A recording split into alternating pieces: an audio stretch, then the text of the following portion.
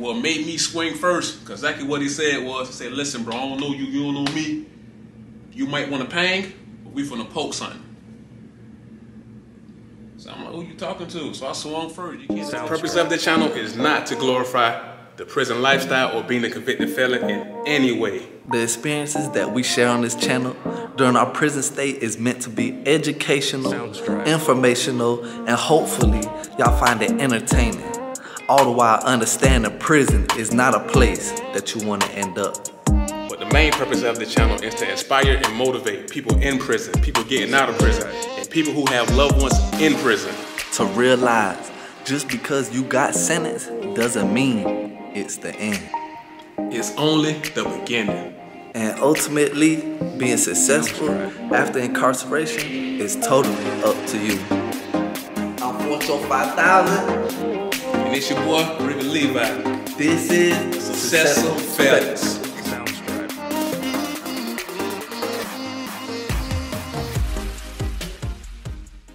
Ricky Levi. Boy, 45000. You know what time it is, man. Another one of these Successful Felon videos, man. Yes, sir. Hit that subscribe, hit that like, comment, share. You know how it goes. All of that, man. Follow us on Instagram, on Twitter, on Facebook.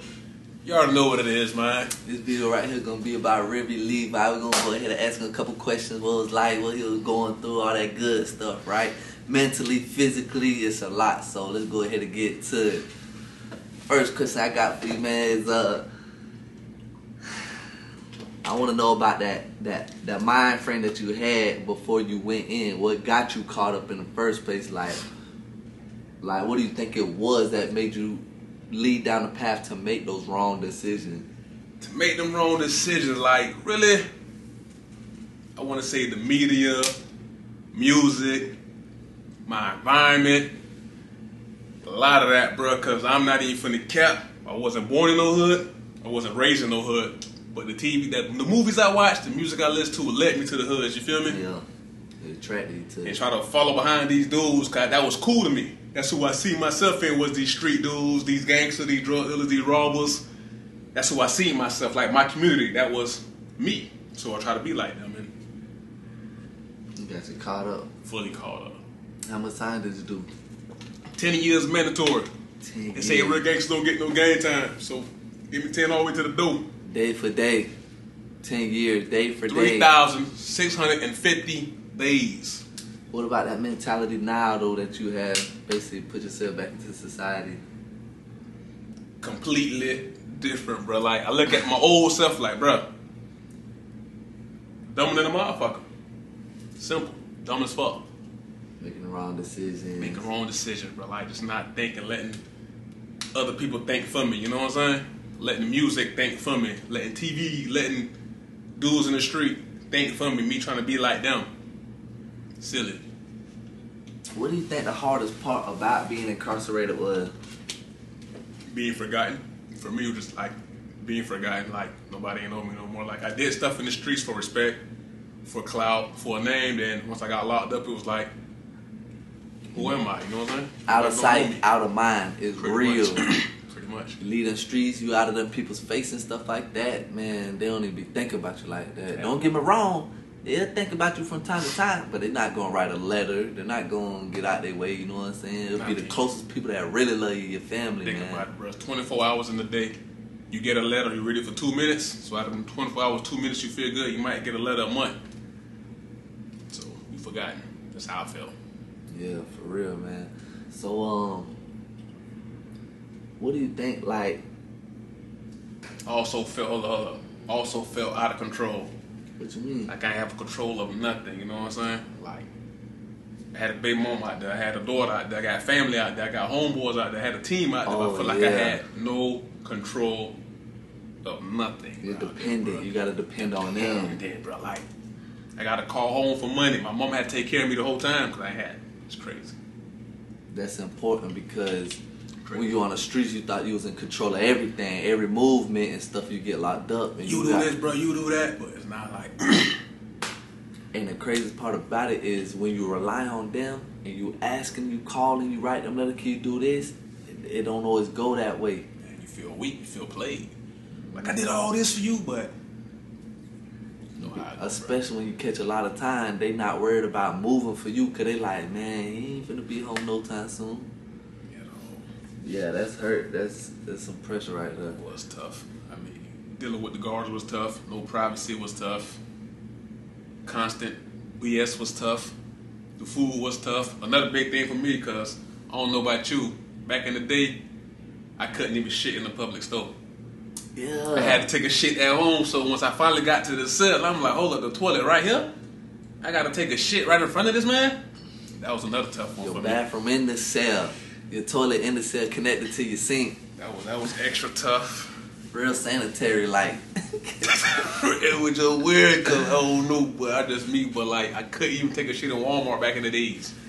Had to be by myself, pants fully off, door closed, media takeout, world star, hip hop. But now I'm sitting here like literally with a sheet, trying to block my lap so the man don't see my meat while he trying to. Weird, bro. Yeah, that's crazy, man. That was a tough one for me. Physically, did anybody ever try to like hurt you, stab? You know, everybody see the movies, so this is what they be thinking. Like, I don't want to go to prison because people be getting stabbed and cut and jumped and all that stuff. What was the hardest thing physically that you had to go through? Physical wise, I say the toughest battle I had when it got physical was against the 13s. You know what I'm saying? The MS-13s. And that wasn't even cuz me. It wasn't like no movie off and put down, no pick on this dude. My dog got into it with the 13s. I thought this was my dog. Got into it with the 13s. I took his back, and it got real ugly. And come to find out, he laid down. So I was left on that field by myself, fighting for myself on a soccer field in prison versus a whole bunch of Spanish people. And one thing about Spanish people in prison, they stick together. Mi familia. For real. Like, Spanish people stick together for real, man. They don't play. They go against the police together. Well, one of them. It don't matter. They own that for real, man. And what made me swing first, because exactly what he said was, he said, listen, bro, I don't know you, you don't know me. You might want to pang, but we finna poke something. So I'm like, who you talking to? So I swung first. You can't tell me nothing like that. So when I swung on him, the whole soccer field cleared off. I'm like, what the hell? Because somebody told me I'm green. Somebody was like, bro, be careful. He got brothers here. I'm like, brother, what you might got? A brother or two brothers here? Not knowing you're talking about the gang members. I thought he meant real family, you know what I'm saying? Yeah. But his gang brother, they all had his back. But we did what we did. I mean, a couple folks took my back. A couple G's took my back. Because I was black, so they didn't want to see me get jumped. The dude I was rocking with, he laid down, so I was pretty much by myself. But it got real quick, because that same night, a folk dude pulled up on me and gave me a screwdriver wrapped up with, like, I guess rope. I'm like, what this for? He said, bro, ain't no sleep tonight. It's war right now. I said, what you mean it's war? We just vote, that's it. Nah, this ain't it. Just to begin this, it was me up with a freaking screwdriver sitting on the side of my bunk and a cup of coffee. No sleep. Y'all ain't had no cell doors? Nah, it's open bay. Open bay? Tell me what open bay is, man. Open bay is a big old box with a whole bunch of bunks, probably about 70, 72 bunks in there. Y'all ever seen the military movies where they walk in there, it's a huge space and they got bunks that line around the whole wall and a couple bunks in the middle of it? That's open bay, man. A lot of people in one room. That was some stressful nights. I'm trying to sit there, because they sitting there watching me, I'm watching them. I'm like, damn, bro, I can't even go to sleep in this motherfucker. What the fuck? They sitting up with big cups of coffee, so I gotta sit with cups of coffee. And I don't want to stab nobody, I want to go home. I ain't want to kill nobody. Thick. That's when I first started drinking straight John Wayne, bro. Straight John Wayne. No cut, no chase, straight John Wayne coffee still the whole night. Sleep as a dog. It is what it is, though. Made it through it. And making it through it make you feel like now that you done made it through the craziest time of your life, you feel like you can accomplish anything out here. Of course, bro. Like, it's nothing. Like, you can't tell me I can't do. You know what I'm saying? That's what I also learned in prison. Nobody can tell me what I can't do. You know what I'm saying? Yeah. It's really up to me what I'm finna do. You know what I'm saying? I don't care what strikes against me. What you say, my confidence so high, bro, it's ridiculous, bro. What did it take to actually get you triggered in your mind to feel like you deserve more than being in this prison, this lifestyle and stuff just ain't worth it? Alright. I was at Florida State Prison, FSP. You know what I'm saying? Tell them about FSP, bro. FSP, they got the West Unit and the main unit. The main unit is where death row is. FSP is the only prison in the state of Florida that was killing inmates. The death penalty, that's where it happened at, the death chamber, the lethal injection and stuff. That was at the main unit. They got death row on the wings. They got CM, which is what is it? Confinement. Confinement, CM. I forgot what it's called though. Death row. What else? But they got the box back there. But if you get in enough trouble, you can go under investigation from the West Unit to the main unit. And the box is on the actual wing with death row. It's 3 wings, 3 levels. You got death row on the 2nd and 3rd level. The box for it is on the bottom. So you literally on the same wing as people from death row. Death row. So here I am. I'm like 2014. So I'm like a solid 3 years in prison now. You know what I'm saying? Really ain't green no more. I done found my little 1-2, my little step 1-2. I'm selling cigarettes, phone, among other things. You know what I'm saying? Making some real bank in that bit. That's a whole nother story itself. Prison money.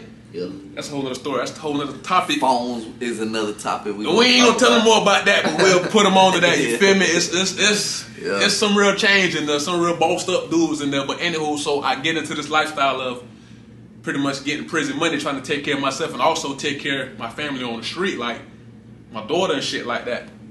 So long story short, the team I'm rocking with, we get in this bank, we get knocked off, police raid the whole pound, pick up about a good 15 to 20 of us. Out of the 15 to 20 of us, 7 of us, you know what I'm saying, get locked up, the rest get free. They told on us, you know what I'm saying? And out of the 7 of us, they took 4 of us from the West Unit to the main unit. Confinement. I don't know where I'm going, I just know I'm housed at the West Unit. Why are we getting separated and I'm going to the main unit confinement? You know what I'm saying? They take me to this wing to, like you said, there's 3 levels. I can't see the top 2 levels. It felt like I'm on the ground in a dungeon. As soon as we get over there, the officer pretty much stepped to me and like, let me know in a dead serious voice. I don't know where you did time at or whatever. We don't play here. We'll kill you here. And they will real did kill you. That's why I started off at the main unit, sweeping the hallways. And guess what they doing in the middle of the night? We had to wax the floors and stuff. Middle of the night, them officers come full body, cold, whatever cold they used to be screaming. We have the inmates got to run out there. There's only about 4 or 5 of us on the wax squad. You feel me? We have to run out the way because they finna go in the cell.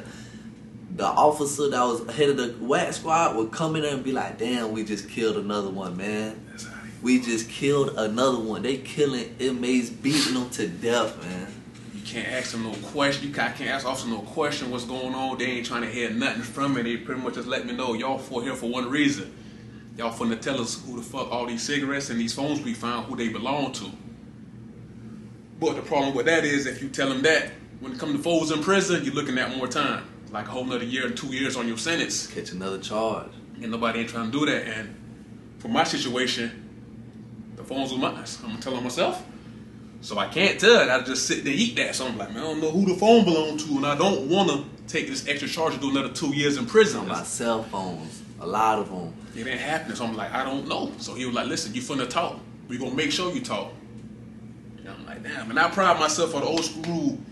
Ain't no snitching, ain't no talking. But I can truthfully say, this was the first time I was this close to talking on my damn self. It was hurtful because, bruh, the shit they put me through, no clothes. Cold as fucking themselves, just terrorizing me.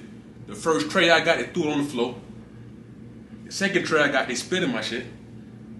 One of my trays, they came to me, I'm hungry as fuck. They literally put handcuffs on me. Talk about I'm taking a shower. I ain't take no shower for the whole time I was in there. They wouldn't let me out my cell. So I'm in handcuffs, you know what I'm saying? My hands behind my back. Officer, bring my food. The first time he do it, boom. He said, I'll be right back. So I'm standing there with my hands behind my back with my tray in the flap. Waiting for him to come back so I eat my food. The man never came back. Came back, took my tray. Like, oh, you ain't eating? Handcuffs on. Like, oh, my bad. Took my tray, uncuffed me, but took my food. I'm like, damn.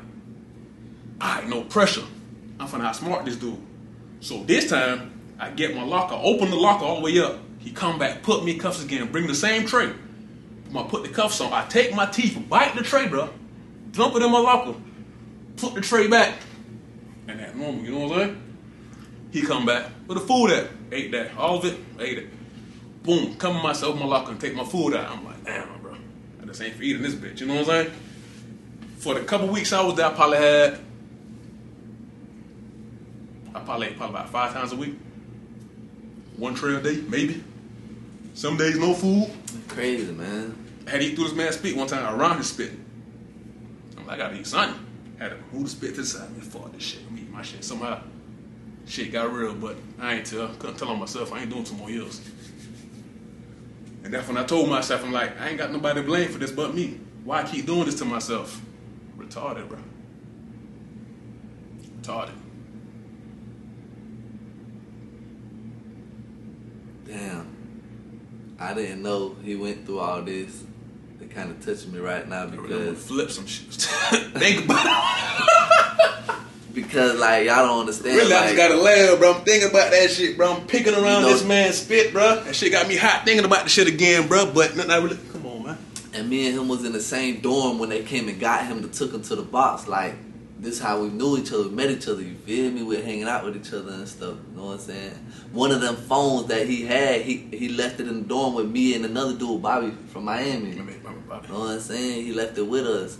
I mean, he couldn't take it with him, you know what I'm saying? But yeah, I didn't know you went through all that, man, damn. It's just I'm thinking about that shit right now, going back up there. But I know for a fact, them police are so nasty, man. The police whooped me in handcuffs. Them same police that he talking about whooped me while I was in handcuffs by my own peanut butter squeeze. But that's another story. That's another story sometime, man. What is your crazy? Shit be so real, you gonna laugh at that shit now, bro. So, do you think, like, it was actually, like, a good thing that you did end up prison? Do you think you would have ended up dead or had more time, or like what you think would have happened? You feel me? So I'm a firm believer in the higher power, you know what I'm saying? And I felt like the only way for me to sit down and to get some understanding was to sit down for that amount of time, you know what I'm saying? I truthfully feel like if I'd have caught a year or 2, it would have nothing changed for me. So I feel like he had a perfect plan for my life. I need to sit down for this amount of time so I can really reach it, you know what I'm saying? Sad to say, I think I needed it. I needed that. Get my mind right. Is there any chance in hell that you'll commit a crime? Somebody outside of my daughter, that's it. Protecting my family and not talk about people who I fuck with. There's no talk about. I ain't gonna sit here and lie to you like I would never go back to prison for certain reason. I will. I'm rocking about my daughter. No pressure on that one. My mama is going down. Yeah. But for just dumb shit, making money and shit, no reason to. I feel the same way. Sweet out here. The money out here. Please don't mess with our families, man. Please. But for anything stupid, nah, fuck no. Can I ask you a question though that a lot of people don't really take into consideration, that a lot of convicted felons need to take in consideration? Do you believe when being successful and an entrepreneur and stuff that you got to take a lot of risks? Yeah. Do you believe like when you was out there robbing and doing what you was doing, you was taking a lot of risks? I risked my whole life. So don't a couple $100. So like I believe in the same thing. So it makes sense like that we would be able to take them risks because we was out here risking our lives. You know what I'm saying? So what are we taking a risk to be an entrepreneur? Should be nothing for convicted felons. It should come easy for us. It should come easy. But you know what the problem is with that is? They don't believe it. You know what I'm saying? Yeah, they just I can don't come see to it the same street dude. Hey, bro, let's invest in this stalker right here. We can might triple and double up and blam, blam, blam. Bro, you sound crazy. I go to the same dude. Let's go buy this brook. We can triple and double up right on time, bro. It makes sense to them. You feel me? That's what they see. That's all they see. That's all they around. You know what I'm saying? So they brainwashed. I feel like they brainwashed to think like that. There's no other way. Entertainment, sports, acting. That's all we know. Besides that, street life. That's what the media push off on us. That's what we take. What can you say, like, was one good lesson that you really appreciate that prison gave you? You know what I'm saying? One good lesson. A lesson for me was, I'm better than this. I'm better than this, you know what I'm saying? I know I am. I feel like a lot of dudes there in there really are better than that. They just gotta really accept it. We're better than this, bro. It's walking libraries that are incarcerated. I promise to you. What I mean by that is there's inmates that are so intelligent, can break down real estate, anything, you know what I'm saying? Like anything you could think of, they can break it down. There are walking libraries in there, man. They just get caught up making the wrong decisions, you feel me? I pray, like, and really hope that y'all can learn from mine and his experiences being incarcerated, that y'all can make a difference, y'all can change, you know what I'm saying? We out here about to use a nonprofit to do something for the kids, for the community. You feel me? Do some stuff, bro. Like, I just pray that y'all pay attention, man. And that's the purpose of these videos, like for people who came from similar backgrounds like us to see us, to know it's other ways, bro. It's really other ways, bro. Like as far as the risk factor, come on, man. We risking our whole life behind selling drugs, behind hitting these licks. Bro, we get killed every day, bro. We going to the slammer every day, catching 25, 30 years. I know I got people up the road who I left behind doing life. Trying to sell heroin, trying to sell this just to make a quick flip. But they say people, they scared to put their money in some entrepreneurship to make a flip because they scared to lose the money. Bro, if you get knocked off with these drugs and all the other stuff, you losing your money, you losing your life, you losing everything, bro. Your family, your houses, on, your man. cars. So when it came to before you got arrested, were you in a relationship? Yeah, I had a baby mama. How did the relationship work out? During my incarceration, Yeah. I had a baby mama. Take that back. I still got a baby mama. I ain't killing her. Ain't nobody dead. I still got a baby mama, and that's that. And that's that. You know what I'm saying? That's that. It just ain't work out. Nah. 10 years, young. Nah, not even close to working out. So, the people that you knew before you was locked up, right? How many people you say you were really like close to, like y'all was a real group? Real clique. Yeah. I say in the clique that we had a clique, tatted and all, over 10 of us. Over 10 That was in the clique. You know what I'm saying? How many of them 10 have actually did something to better their situations from where y'all was at 10 years ago, or are they in the same spot? He's my brother, so we're just gonna change subject. We just gonna change subject. We can't though, bro. We gonna change subject. Alright, these same dudes who I call my brothers. Make it work for your situation. You know what I'm saying? They piss me off on the daily, you feel me? They piss me off. Like right now they piss me off because they so smart, you know what I'm saying? They the one that inspired me, bro, to really get with you and start making these videos, bro. I'm like, bro, I'm talking to these dudes over and over, but they not hearing me, bro.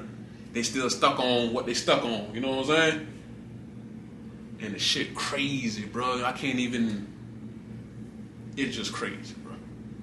I'm doing this for them, you feel me? Hopefully they can see this and watch us see how we doing it and pick on and see, bro, this shit for real. You know what I'm saying? You ain't gotta be a Donald Trump on stay in Wall Street to invest in real estate, to mess with stocks, to get a trucking company. You ain't gotta be, you can come straight from the hood, bro, and do what you do, bro. I mean, come on, man. Just dropping a jewel real quick. In my introduction to psychology class, right, it say usually from 21 to 25 years old, everything that you learn, basically like your ways, your characteristics and stuff, they're set for the rest of your life unless something traumatic happens to you.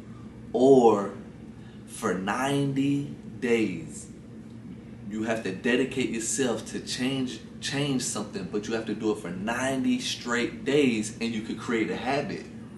So if something traumatizing ain't happening to you, or you really trying to stick to a habit for 90 days, because think about it. Say you get a job and you work 40 hours, you ain't never had a job before, and you like, man, I just worked so much, this and that. After a while, them 40 hours don't really seem like, it just seems normal. After them 90 days, you become content. Right. Same thing with working out. Like, I'm gonna start going to the gym. Them first 90 days might be ridiculously hard, but after the 90 days, it's a habit now. You don't even think about it. You know, at 6 o'clock in the afternoon after you get off work, you go to the gym. It's just a principle that, so for them 90 days, you need to figure out how to set them characteristics to become successful. And anybody can do this. Anybody, bro. Anybody can do this. And right now, we are real early, bro, in our journey. Like, y'all finna watch us grow. Y'all finna watch it. You what I'm saying? We ain't already made these billions and coming back and just giving you whatever. No, you finna watch this. You know what I'm saying? You finna see how it grow. We're gonna show y'all how to start businesses, how to keep the businesses coming, how to basically keep the accounting so you can focus on the numbers of your business. We're gonna show you every aspect, man. We're gonna show you how to utilize nonprofits, basically to not just help the society, but how you can actually make money through nonprofits. Because yes, I know it says nonprofit, but certain positions still get paid, right? Google right now, the average president, the average CEO of a nonprofit salary is $120,000 a year. You can Google it right now, it'll tell you that.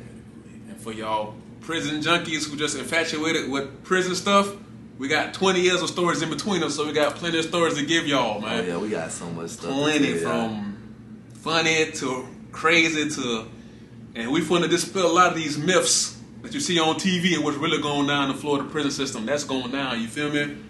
Any questions, man, get in the comments and we for sure finna answer that. You know what I'm saying? Yeah, if y'all want to really know, because my sister, my grandma, you know what I'm saying? I'm the black sheep of the family. I'm the only one out of my family that went to prison. I went to prison twice. I spent over 11 years of my life. So, like, they had so many questions from watching stuff off of TV and stuff. Some of it was real. Some of it that's no video. was just TV. We ain't giving y'all that right now. Just get in the comments and trust me, we gonna let y'all know what the real is. Just in the Florida prison system. That's all we know. You know what I'm saying? So we'll give y'all that right there. Go follow our Instagram, follow everything so you can stay up to date with what's going on in our lives, man. Stay up to date. YouTube. Successful Felon. Know what time it is? Ooh, convicted felon to entrepreneur. Hey man, this Fortune 5000. It's your boy River Levi, man. This on a serious note. So if you do know anybody that is incarcerated, locked up right now doing time, it's lonely in there, man. Super. Get on that JPay. It's free to make a JPay account. I think stamps are what? 38 cents. Yeah, maybe. like 38 cents to write them a letter on JPay. They got the tablet, so you can write them a little email. They can write you back. Just drop a kite and let them know you thinking about it. You know what I'm saying? If you could afford it. Yeah, that one little message, that one little word of encouragement, man, it really go a long way, man. For real, for real. It really do, man. Like, it's so many mental health issues being incarcerated because you got to go through so much, you know what I'm saying? Even though we try to make our stories humorous, we just want these stories to be educational. But really, they're going through a lot mentally. Man, if you can afford it, send them some money so they can get some canteen because the food is trash, the food is garbage, man. You know what I'm saying? Or put some minutes on the phone and let them know they can call you, feel me? Magazines, books, newspaper. You said books, anything to help them pass that pictures, time by. Man. Anything that's really gonna help. Especially them pictures, because them pictures are memories that last forever. They take you out, for real. I want to shout out to both our moms for the support they gave us while we was locked up. That made them 10 years a lot more easier. And man, like you said, man, do the same, man. It also helped them with educational stuff as well, man. Not just all entertainment. Send us an educational book, like a book I recommend for anybody in the slammer to read. It's called A Code of Extraordinary Mind by Vashawn Lakayani, man. Great book. Get that to him, man. And Entrepreneur Magazine, Inc. magazines, let them boys start learning about businesses and stuff like that. You know what I'm saying? Convicted felons already take risks, they risk their lives. So to be an entrepreneur, invest your money financially, taking the risk won't be nothing to them. Give them some hope and some dreams, right? Curve Magazine, Maxim Magazine. Black Man, Show Magazine, all that, man, that probably deterred them from other activities they shouldn't be involved in. You know what I'm saying? It's still a lot of drugs in there. It's still a lot of gambling. There's a lot of stuff that, you know, people could get involved in and catch more time while they're in there. So everything you're doing to support them while they're still in there, anything, will definitely help them out. Love is love.